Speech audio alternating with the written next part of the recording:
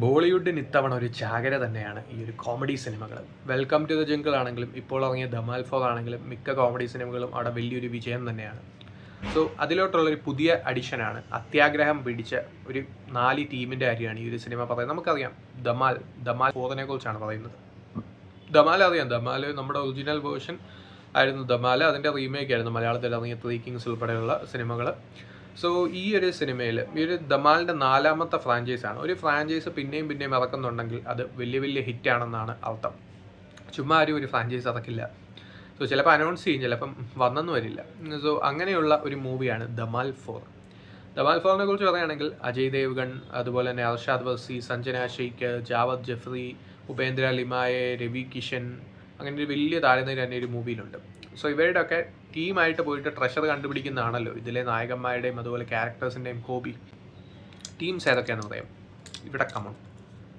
So ടീംസിൻ്റെ സംഭവങ്ങൾ start ചെയ്യുന്നത് അജയ് ദേവ്ഗണിൻ്റെ ക്യാരക്ടറിന് ഇഷാ ഗുപ്തയുടെ ക്യാരക്ടറിനെ ഭയങ്കര ഇഷ്ടമാണ്. അജയ് ദേവ്ഗണിൻ്റെ കഥാപാത്രത്തിൻ്റെ പേര് ഗുഡ്ഡു എന്നാണ്.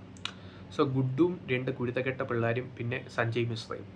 സോ ഇവർ ഈ കുരുത്തം കെട്ട പിള്ളേരെ ഇമ്പ്രസ് ചെയ്താൽ മാത്രമേ അജയ് ദേവ്ഗണിന് ഇഷാ ഗുപ്തയെ കിട്ടത്തുള്ളൂ. സോ അതുകൊണ്ട് ഇഷാ ഗുപ്ത ആയിട്ടുള്ള കല്യാണം നടക്കത്തുള്ളൂ. സോ അജയ് ദേവ്ഗൺ അതിനുവേണ്ടി പെടാപ്പാട് വിടുന്നതും അതിൻ്റെ കൂടെ ട്രഷർ കണ്ടുപിടിക്കാൻ പോകുന്നതൊക്കെയാണ് അജയ് ദേവ്ഗണിൻ്റെ കോമഡീസ്. കുറച്ച് കോമഡീസൊക്കെ അവിടെ വർക്കൗട്ട് ആവുന്നുണ്ട് അത്യാവശ്യം. അത് കഴിഞ്ഞ് പിന്നെ ഈ ഒരു സഞ്ജന ഷെയ്ഖ്, അർഷാദ് വർസി, ജാവദ് ജഫ്രി, ഒരു ഇൻ്റലക്ച്വൽ ഡിസബിലിറ്റി ഉള്ള ഒരു ക്യാരക്ടറാണ് ഈ ഒരു ജാവദ് ജഫ്രിയുടെ കഥാപാത്രം.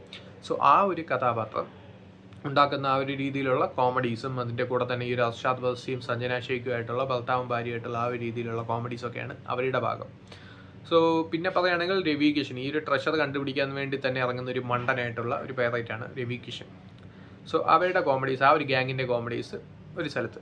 പിന്നെ 4ാമത്തെ ടീം എന്ന് പറയുന്നത് ഋതേഷ് ദേശ്മുഖ്, അഞ്ജലി ആനന്ദാണ്. നമുക്കറിയാം ഇത് ബോഡി ഷേമിങ് ജോക്സ് ബോളിവുഡിൽ പുതിയതായിട്ടുള്ളൊരു സംഭവമല്ല.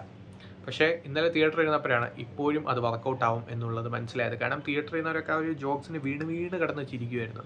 സോ അപ്പോൾ അത് ടാർഗറ്റ് ഓഡിയൻസിൻ്റെ ഇടയിൽ വർക്കൗട്ട് ആയിട്ടുണ്ട് എന്നാണ് അർത്ഥം.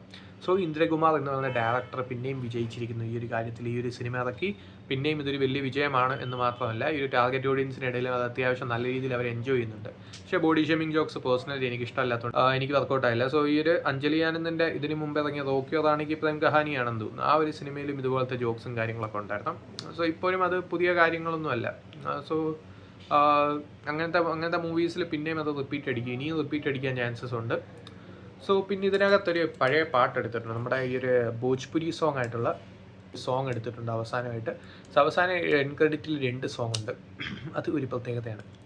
സോ ഈ ഒരു സിനിമയിൽ പിന്നെ എടുത്ത് പറയാനുള്ളത്, സോ ഇത്രയും ഗ്യാങ്സ് ട്രഷർ കണ്ടുപിടിക്കാൻ പോകുന്നു. അവസാനം അവർ അവരുടെ തെറ്റ് റിയലൈസ് ചെയ്ത് അവരുടെ അത്യാഗ്രഹം മാറ്റിവെച്ച് അവരെങ്ങനെയാണ് അവരുടെ ബന്ധങ്ങളുടെ വിലയും കാര്യങ്ങളൊക്കെ അറിയുന്നത്. അവിടെയും ഒരു മാറ്റം വരുത്തുന്നില്ല. സോ എന്തായാലും ധമാൽ ഫോർ ഇതുപോലത്തെ സിനിമകളൊക്കെ എനിക്ക് കാണാൻ ഇഷ്ടമാണ് പേഴ്സണലി. സോ അതുകൊണ്ട് എനിക്ക് അത്യാവശ്യം വർക്കൗട്ടായി. സോ പേഴ്സണലി ഒരു ക്രിറ്റിക് റിവ്യൂ പറഞ്ഞാൽ ഒരു പ്രത്യേകിച്ചൊന്നും ഇല്ലാത്തൊരു മൂവിയാണ്. പക്ഷേ ഇങ്ങനത്തെയുള്ള മൂവീസിൻ്റെ മെയിൻ ലക്ഷ്യം തന്നെ കാശുണ്ടാക്കുന്നതാണ്. അതിലവർ വിജയിച്ചിട്ടുണ്ട്. പിന്നെ നെറ്റ്ഫ്ലിക്സ് ആണ് സ്ട്രീമിംഗ് പാർട്ട്ണർ ഈ ഒരു മൂവിയുടേത്. സോ എങ്ങനെ പോയാലും അവർ സിനിമയുടെ ആ ഒരു ടാർഗറ്റ് ഓഡിയൻസിനെ അവിടെ എൻ്റർടൈൻ ചെയ്യുകയും ചെയ്തു. അതിൻ്റെ കൂടെ തന്നെ ഈ ഒരു നല്ല സ്ട്രീമിംഗ് പാർട്ട്ണറുടെയും കിട്ടി. അതിൻ്റെ കൂടെ തന്നെ ഈ ഒരു തിയേറ്റേഴ്സിൽ നല്ല വിജയമായി. പിന്നെ എന്ത് വേണം ധമാൽ ഫ്രാഞ്ചൈസിന്. സോ ധമാൽ ഫോർ ഇനിയും കഴിഞ്ഞ് ധമാൽ 5 ഒക്കെ തുടരും എന്നുള്ളത് 100% ഉറപ്പാണ്.